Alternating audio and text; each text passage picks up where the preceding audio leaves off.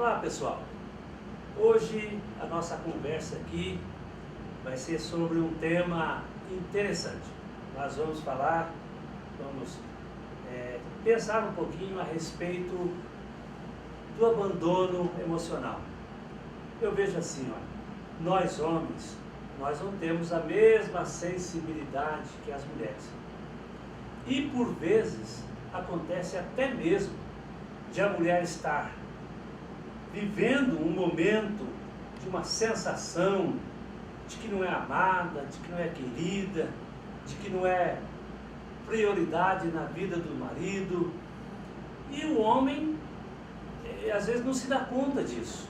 Muitas vezes, ela precisa chorar um rio de lágrimas, um balde de lágrimas, para que depois ele perceba que alguma coisa não vai bem, e ainda assim, às vezes, não tem certeza do que está acontecendo. Olha aqui, como tudo que nós tratamos, nós temos como regra de fé e de prática a palavra de Deus. E, olhando o que diz o sábio Salomão, lá em Eclesiastes 9, versículo também 9, ele diz assim: goza a vida com a mulher que amas todos os dias da tua vida, porque esta é a porção da tua vida. Sabe que eu vejo aqui dizendo? Eu vejo ele dizendo assim, olha aqui, homens, a melhor coisa que vocês possam receber de Deus é uma boa esposa. Portanto, usufrua desse presente de Deus, que é a tua parceira, que é a tua companheira. E veja que, desde o início, Deus estava preocupado com a questão chamada companhia. Deus olhou e disse assim, olha, não é bom, de fato não é bom que o homem viva só. Far-lhe-ei uma companheira. Outro dia eu estava interessado nesse assunto, estava preparando uma matéria sobre isso, e eu pesquisei o que é companheiro, a palavra companheiro. A palavra companheiro, ela vem do latim, significa cum panis. Duas palavras, né? Cum é uma expressão. Cum panis. Ou significa aquele que come o pão comigo. E eu achei assim maravilhoso isso, né? Aquele que compartilha do meu pão, aquele que se senta à mesa comigo, aquele que se faz presente em minha vida. E essa é a sensação que a mulher ela precisa receber por parte do seu homem, né? E muitas vezes esse sentimento de solidão é uma solidão emocional, porque às vezes ela está cercada de pessoas. Tem o marido, tem o pai, tem a mãe, tem os filhos, tem gente entrando, tem gente saindo, mas às vezes no fundo ela tem uma sensação de não pertencimento, a sensação de que está sobrando, de que está para mais, de que não tem com quem contar, sabe? E isso é terrível para a vida da pessoa, né? Isso aí que desencadeia a depressão. Então, eu fico imaginando assim, a hora que eu entender como marido, a hora que eu entender como homem, que a minha porção desta vida, o melhor de Deus para a minha vida, não é o meu carrão, não é a minha casa da esquina, nada disso. O melhor de Deus para a minha vida é ela, é a minha esposa, é a minha parceira. E quando eu fizer dela uma prioridade, então vai ser quando ela vai estar imune, isenta dessa sensação de que não pertence a ninguém. Deixa eu dizer outra coisa também. Todos nós seres humanos, nós temos assim uma necessidade de depender. É uma dependência de alguém que é maior, que é mais forte, que é mais poderoso do que nós mesmos. E a nossa dependência, enquanto homens e mulheres de Deus, a nossa dependência está em Deus. Nós dependemos dele. Então Deus é a nossa fonte, a razão da nossa dependência. Só que o marido, ele é o meio da provisão, dessa sensação de que depende de alguém, de que tem alguém com quem se possa contar. Então Deus é a fonte, o marido é o meio.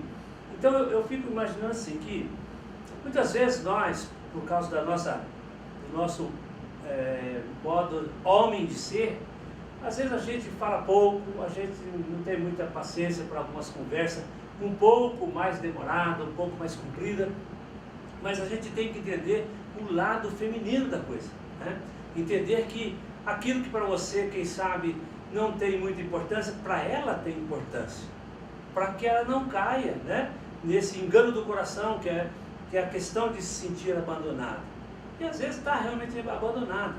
Então, olha aqui, e quando alguém, isso é sério, quando alguém ela está num determinado ambiente, num grupo social, e a pessoa não se sente bem-vinda, querida, amada naquele ambiente, naquele lugar, ou naquela relação, qual que é a tendência? A tendência é que o coração dessa pessoa fica aberto a novas relações, fica aberto a procurar suprir essa necessidade de amor em outro lugar. E muitas vezes vai buscar esse amor em outra pessoa, numa relação perversa, maligna e maldita. Então eu penso assim, eu tenho que saber disso enquanto marido, para que eu possa suprir essa necessidade dela, para que eu possa fazer da minha esposa uma mulher feliz.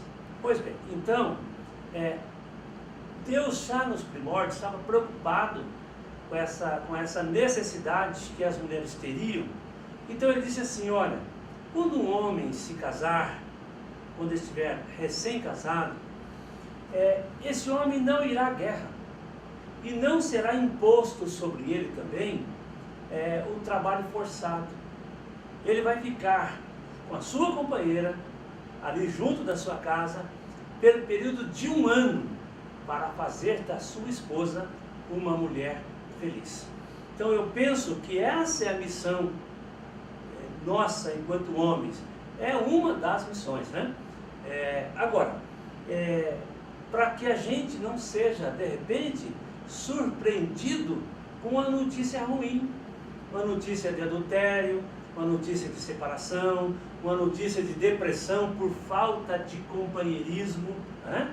Agora, veja bem, às vezes o homem, como ele é mais ativo, o homem, como ele tem necessidades assim de realização, de conquista, muitas vezes ele prefere jogar futebol, sair com os amigos, de repente ele gosta de jogo pelo computador, não é isso? Videogame, aquelas coisas, e ele gasta muito tempo com aquilo, em detrimento da sua parceira que está lá, numa sensação de que não é querida, de que não é bem-vinda na vida dele. Então, que a gente possa repensar isso.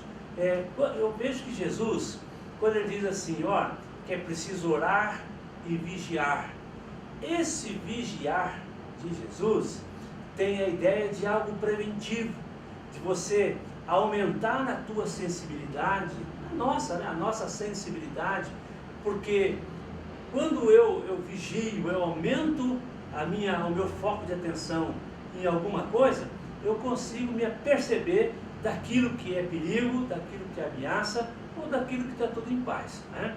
Então, a minha esposa, a tua esposa, falando com os homens, ela deve ser a pessoa principal da minha vida. E aliás, lá em Provérbios, capítulo 5, verso 18, por ali está escrito que o homem deve ser atraído perpetuamente pelo amor da sua esposa. Eu penso que este homem é o homem ideal, né, para uma mulher se casar. Um homem que se satisfaz tão somente com a sua própria esposa. Ele não tem necessidade de ser o conquistador de outras mulheres. Não, ele se satisfaz plenamente com a sua própria esposa. Então são coisas assim. Eu vejo mais, a reclamação feminina é com relação à forma como os seus maridos lhe dirigem a palavra. Muitas vezes, quem sabe até a maioria das vezes, é de uma forma grosseira, de uma forma estúpida, trazendo às vezes até um pouco de rancor nesse trato, nessa conversa, nesse diálogo. Sabe, queridos, Colossenses capítulo 3, verso 18, Paulo diz assim: maridos, presta atenção, maridos, não tratem a esposa com rudeza, não trate a esposa com amargura, né? Em outras palavras, trate ela com sensibilidade, trate a esposa com delicadeza. Eu vejo a gente, na minha vida eu sinto isso, vejo isso nos meus irmãos, dos meus amigos. Eu vejo que muitas vezes nós tratamos pessoas com muita gentileza, com muita delicadeza, com cortesia, com educação, mas que é um tratamento que não se repete quando eu estou dentro da minha casa, né? Estou dentro da minha casa. Outro dia, alguém reclamou assim, falou: pastor, eu tinha sonhos, eu tinha planos, eu idealizava o meu casamento, eu ficava imaginando o meu marido como um príncipe, né? Vinha num cavalo branco e me arrebatava, me tomava pelos braços, colocava ali na cabeça do arreio, e a gente, da cela, e a gente ia campo afora, montado naquele cavalo branco, né? E eu me sentia feliz com aquela visão, com aquele sonho.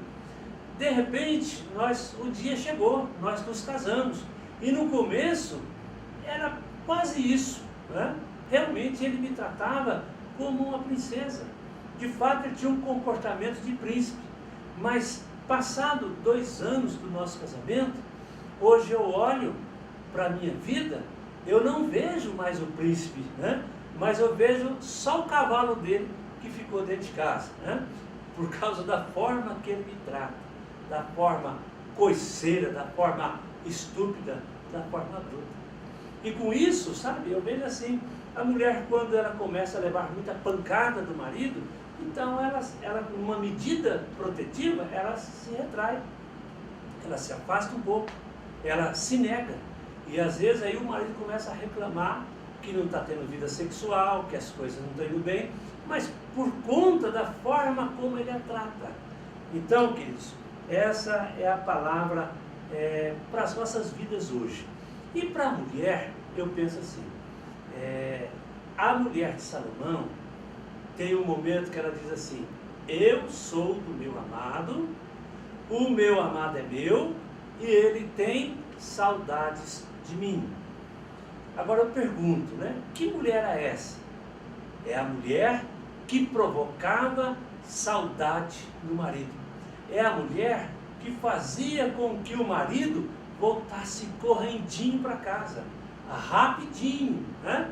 O marido que não desviava o caminho, que não ia para o futebol, que não ia para o barzinho. Não, ele corria para casa porque lá no trabalho ele já estava com saudades dela. Que você seja também, né? Isso tudo vai fazer parte do contexto, né? Tem mulheres que estão vivendo abandono emocional também por causa do seu mau comportamento, né? Mulher briguenta, mulher rixosa. Então, que você facilite a vida do seu marido e que ele assuma o papel de ser ali um meio, um instrumento nas mãos de Deus para prover a sua necessidade de companhia, de diálogo, de sensação de pertencimento. Eu sou do meu amado, e o meu amado é meu. Fique com essa verdade, fique com essa palavra, e que Deus abençoe o seu casamento, o seu relacionamento.